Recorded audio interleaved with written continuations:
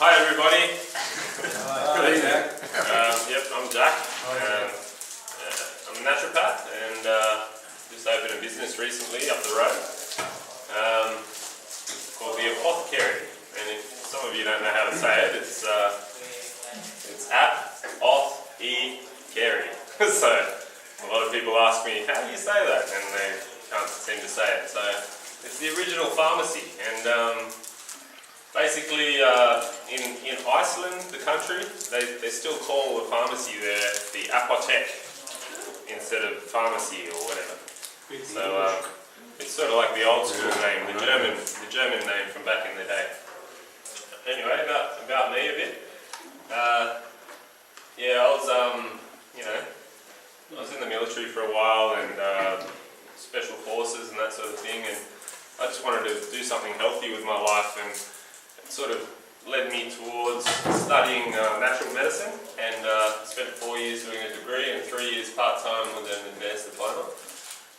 Registered with the Australian Traditional Medicine Society and as a natural medicine practitioner, and I offer health fund rebates.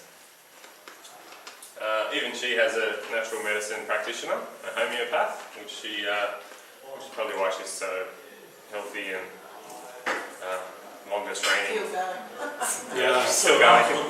She's British. That's what So basically, when I was 18 years old, my grandfather who lived with me, I lost him, and I lost my other grandfather within a month, and it was really sudden, and from conditions that could have been prevented in my opinion. So, and then I saw my grandmother, who was a really healthy lady.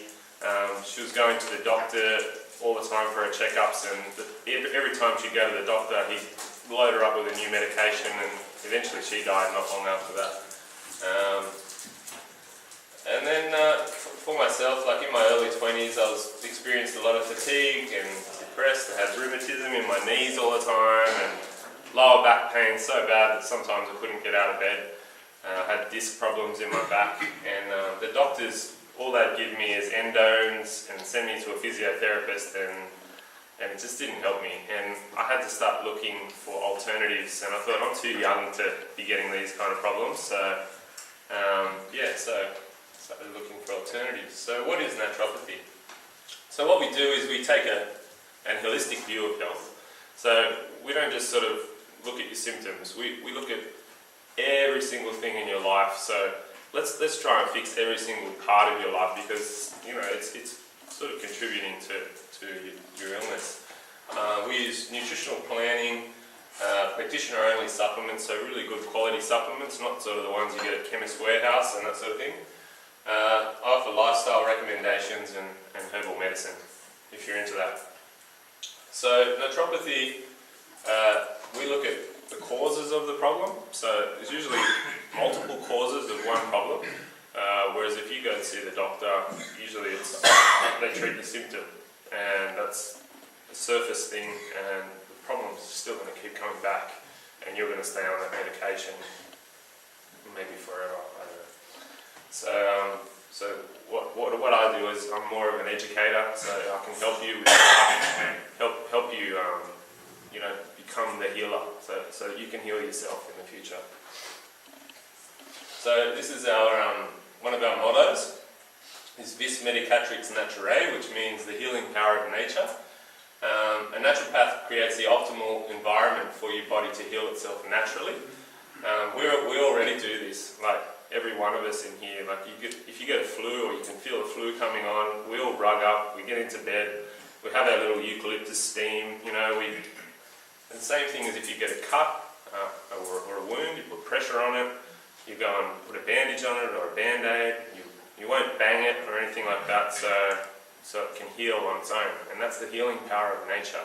So what I do is, with any condition that you might have, I create the optimal environment for you to heal, and so do you. So if you know what I mean. So health is the first wealth. For me, I've always invested in my health. It's always been an optimal priority for me. When I've always thought about investing in other things, I always invest in my health first, just because I think that, to me, health is wealth. So And for me, you get what you pay for, you know. That's one of my things that I really believe in. A lot of you probably believe in it too. This person here, Mallory Malka, she's the Surgeon Director at the Westmead Hospital of Trauma Services, which is a really big hospital in Sydney. She said, while modern medicine is revolutionary when it comes to surgery, particularly emergencies, and I absolutely believe that. Trust me, I've needed it. For pretty much everything else, traditional, natural, or alternative medicine is much more effective. And she said that. She's still, you know, she's sticking her neck out there by saying that. That's a really big deal for her to come out and say that. So this is just an example. Like, healthy food costs more. Chocolate biscuits like Tim Tams are $2.50, I think. Sometimes they're $2. They're full of sugar, flour, and E numbers. I think they've got about 8 or 9 E numbers. Or you could choose a punnet of blueberries, which is $6.50, you know, which is sort of what I would rather go for. You might pay a lot more for them, but you're getting your antioxidants, your vitamins, your fibre, all the good stuff. So, a pill for every ill. It seems like we're heading that way, you know. Like, I used to watch the Jetsons and think, we're not going to do that. But now I'm starting to see it in society, and I can't believe it, you know. So you know, what's wrong with these highly refined foods anyway? Like, eating them all the time is not good for our health. Like, sometimes it's okay, sometimes. It doesn't cause only tooth decay, like sugar and that sort of thing, but it also leads to heart disease, type 2 diabetes and cancer. And these are some of the big problems that we're starting to get in the Western world now. And science is showing that these three things are being caused by the sort of foods we're eating. We're sort of addicted to these white powders and the rush that we get from them.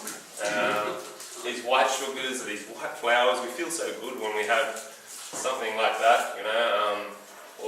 And then when we feel pain, we go for the opiates and the things to sort of make us to take the pain away. So throughout history, we've sort of been addicted to these white powders for some reason.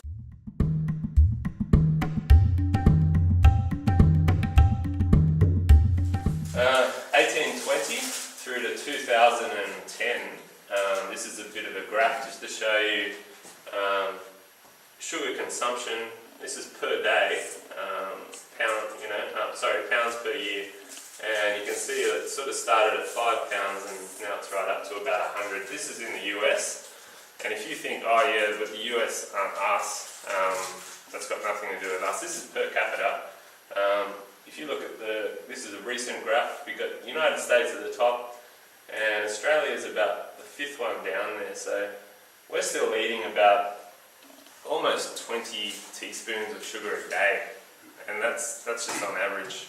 And it's all hidden stuff. It's all sort of, you know. So you've got the one in black there is America. That's like the highest, and then the ones in the darker red are sort of the ones that eat the next most amount of sugar per capita, and then you go all the way down to sort of the green ones where you've got the sort of Chinese and the Indian that don't eat that much sugar, so they don't experience as much heart disease or cancer as the Western world do. So it's hidden in everything. If I was to open your cupboard, I could grab about 20 things and just grab them and say, look how much sugar's in this, look how much, you know what I mean? It's just insane. And we have it like tomato sauce on things, and it's one third sugar or something like that. And sweet chili sauce is 2/3 sugar, you know? So we need to start looking at those sort of things. So this was a book that was written in 1930 something. And this guy went into the outback in Northern Territory, and he found these guys on the left, and they were eating off the land. And if you can see their teeth, they're all immaculate. It's just because they weren't eating these refined foods. Whereas these guys over here were the ones that were living in the township nearby, and they're eating all the white man's food, and you can see all the rotten teeth, obviously.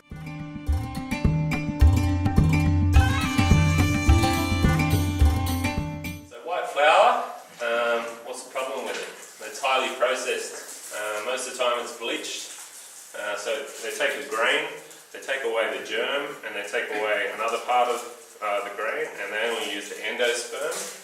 So it's got no fibre in it whatsoever. They take away all the good nutritious part, they grind it up, and then it almost becomes a form of sugar. So when you eat it, it gives you that rush, it gives you that, especially white flour, white bread, it gives you that glycemic happiness, you know, that high glycemic peak.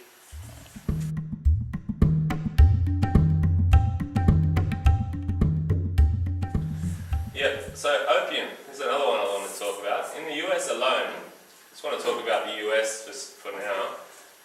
In 2014, there was 19,000 deaths attributed to basically over the prescription medication and that was just opiates. I'm not talking about the other drugs. There's a lot more than that too. But Australia is sort of starting to follow this trend ever since 2001, and that's what I want to make you guys understand. Opium was called the plant of joy. That was 3000 BC, back in Sumeria. It's written on the tablets. They call it the plant of joy, and there's a picture of it. Anyway, so it's been known about for a long time. You've probably heard of the Opium Wars and that sort of thing, that the Chinese got hooked on it, and then the emperor made it illegal because it just was becoming prolific in China, and then the British were selling them like 2,000 chests per year, which was a lot, like to be importing back then on ships, and they were making a lot of money from it, and the Dutch were selling to them, and all these people that were growing poppies were basically selling to China. That was where the money was at, and then when the Chinese sort of started to put their foot down and say, no, look, we're going to have to end this, a war broke out between them and Britain, and I'm sure you know of the Opium Wars and how England probably won because they had metal ships and the Chinese only had the wooden ships and all that sort of stuff. I remember learning about that back in school. And anyway, when the British won, they took Hong Kong as a port, just so they could probably sell more heroin around the world, I'm not sure. But or whatever other things they wanted to trade, it was a good little base for them to have on the other side of the world. So up until the 1900s, the US were also becoming massively addicted to this stuff. So that they banned it as well. And then the pharmaceutical companies, they took it and they said, okay, well let's control it and let's turn it into morphine. So because morphine was really needed in World War I, World War II, it was big time needed. But something to think about, opioid overdose in Australia has increased for the first time since the interruption to the heroin market occurred in 2001. The increase occurred across all ages, so it's not just the people that were actually injecting, and now they're trying to get more, because it's all the ages, it's everybody, and especially the elderly. They're starting to grab these things off the doctor because they think they're accepted now, if you know what I mean. Because the doctors are starting to prescribe them more and more, like over the last 10 or 15 years. This stuff here, fentanyl, is 100 times stronger than morphine. So prescriptions have been increasing since 2001. This is all in Australia, ever since the black market was halted. It's just a new name for the same plant. Between 2001 to 2009, oxycodone related deaths were 465 people. That's directly related to oxycodone. And fentanyl is one of those new ones that's sort of becoming more and more popular, 136 deaths. So let's not follow the USA and start getting, in the thousands and that sort of thing. So the science of health is what I'm predominantly all about. I love science and I love health. So if something isn't scientific, I usually steer away from it. Although if it's, if it works for me, I'll recommend it for others as well. So this is what I'm passionate about. What makes people healthy over the long term? Great vitality, energy, anti-aging, reversing chronic illness. That's what I'm about, So, wouldn't it be good to feel, wouldn't you want to feel good as you get older? Like, instead of sort of feeling crap or thinking, I'm going to have to feel crap because I'm going to be 70 and my parents were crap when they were 70, so I've got to be... I'm going to join in this. So, Indigenous people, they didn't consume fluoride, which is banned in many countries, and we've got it in all our drinking water, apparently for our teeth. Prescription drugs or refined white sugar or flour. They lived a natural way of life, they were in tune with the seasons, they ate seasonally, they'd be nomadic and sort of eat where the food was. They lived in a great community, which is really important for health. When you have a good community and you know people and they feel connected. They have activity daily, which is another thing that when you start getting older, you start sort of thinking, well, I don't want to do things anymore, I've retired, I might as well just do nothing and get one of those scooters.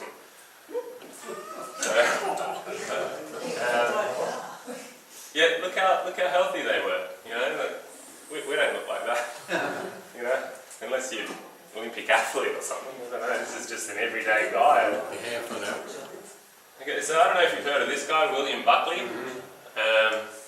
Some of you might have. He's born in 1780 and he's a convict. He was sent to Port Phillip Bay and he took off. He ran away. And he lived with Aboriginals for 32 years. And later on he came back to the community and they really valued him because he knew the language and everything then, and he became like a translator. And apparently this is where the saying Buckley's chance comes from, because he had Buckley's chance of survival maybe or something like that. But he lived till 76 years, and the life expectancy at the time was 40. So if you think about it, he lived 32 years with the Aboriginals, or maybe that extended his life, maybe. And so this guy's a Tasmanian. He's actually born in England, but Sammy Cox, I don't know if you've heard of him, but he was born in 1773, and his father died really young, and his father was quite wealthy, and his uncle said to him, well, do you want to come out to sea with me? I'm going to sail the South Pacific. And he said, yeah, sure, no worries. And then while he's on the ship, he found out from the other guys on the ship that his uncle wanted to kill him soon to get his inheritance. And so they stopped in at the Tamar River to get some fresh water, apparently. And this is the story anyway.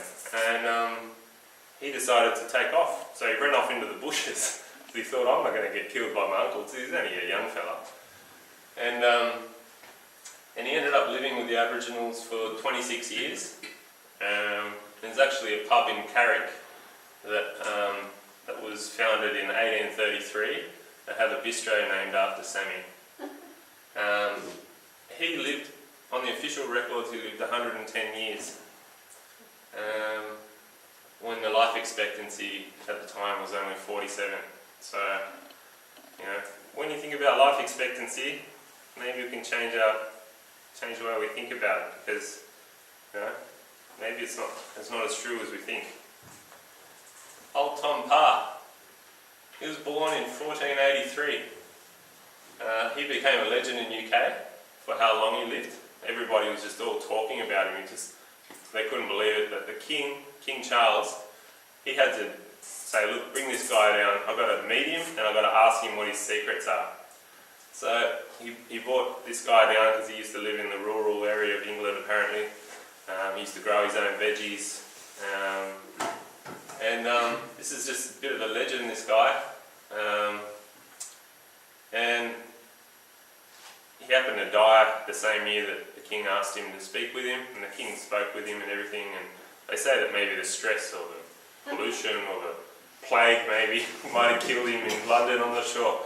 But the king decided to bury him in Westminster Abbey. There's still a headstone there. So he lived 152 years in a time when life expectancy was only 35.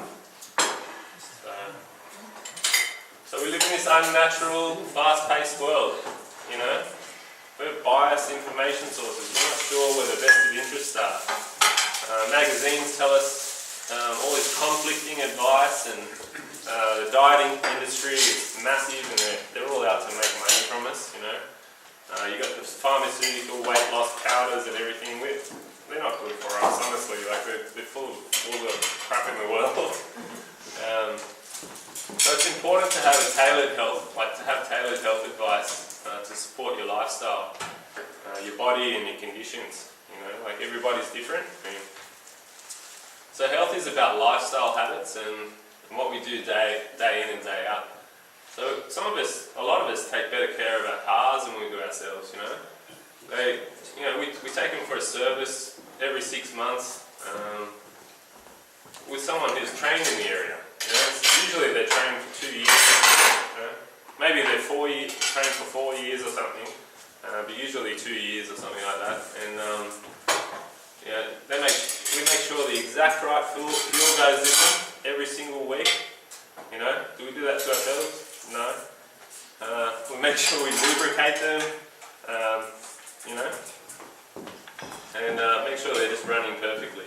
So just like we take care of our cars to get them serviced, we need to service ourselves, you know, not just when we're sick, but we can take preventative measures to make sure that we don't get sick in the future.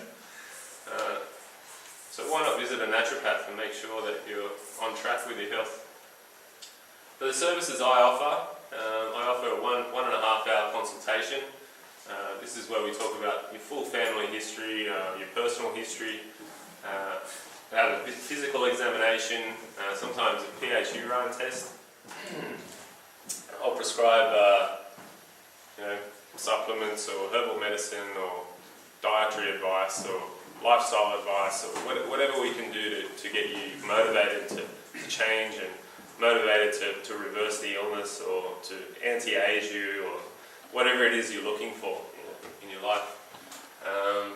Sometimes that includes massage therapy during that hour and a half if it's required as part of the treatment, just depending on what it is you need.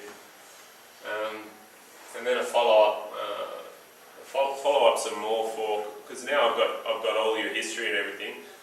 Then we can just adjust things as we go along, just to hone in exactly what it is that we need to do, and then sometimes modify it if you're not happy with certain things. We can change it and try a different way and that sort of thing.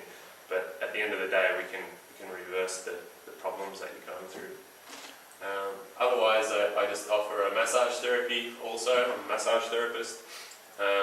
Offer remedial Swedish sports and deep tissue massage.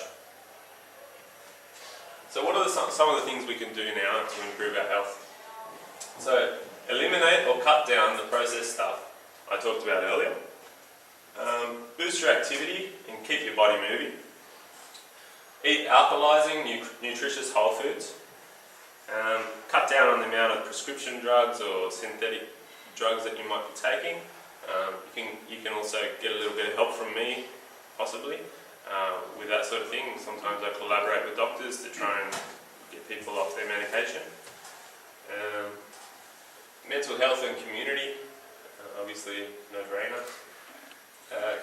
Keep your mind sharp is important, so it's good to keep learning, and try a new hobby or even make health a hobby. For me, health is a hobby, so it's a good one to have. Get back to nature. Try bushwalking or bird watching or fishing or whatever it is that you're into. But connecting to nature is really important to get that feeling again that you're in nature.